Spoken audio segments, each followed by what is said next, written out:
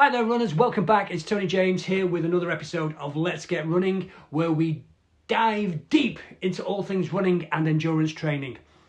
Whether you're lacing up your shoes for your daily run, driving to your next workout, or just looking for some motivation, I've got you covered.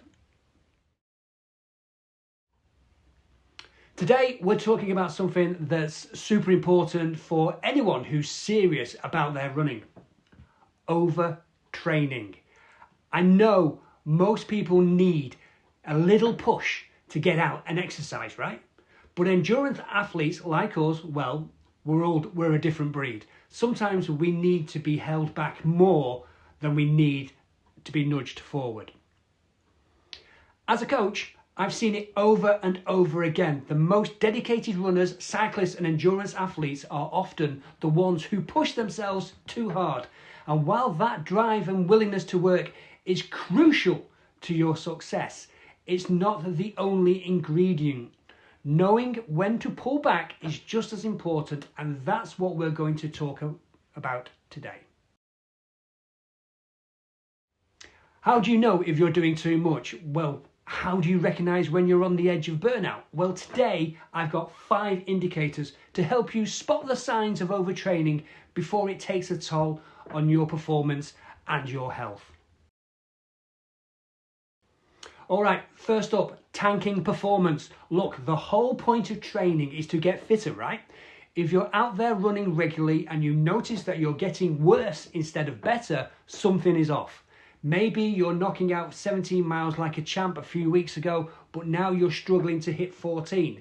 Or maybe you just can't hit those same paces on your intervals. If your performance is slipping and you haven't changed anything, you're probably overdoing it. Time to reassess that training load. But here's another big one. It's feeling crappy. For decades, scientists have been searching for the magic biomarker that would tell us when we're overtraining. They've looked at everything from cortisone to testosterone and a load of other ones. But you know what they found? Your feelings are the best indicator.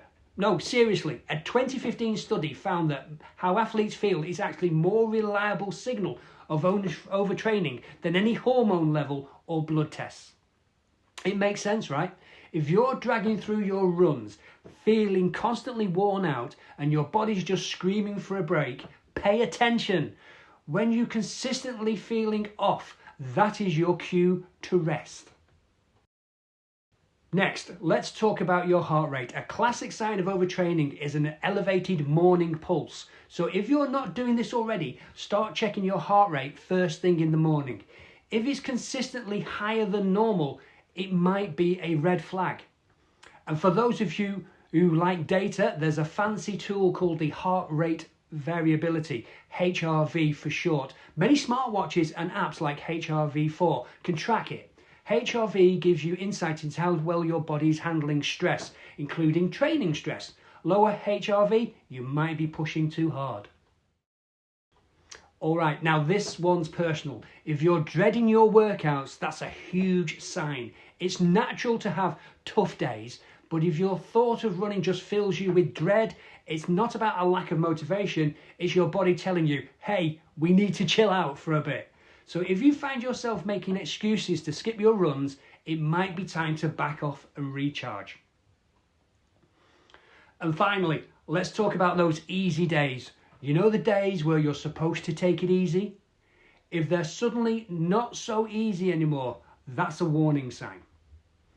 There's actually research backing this up. In a study out of Birmingham University, cyclists doubled their training load for 2 weeks.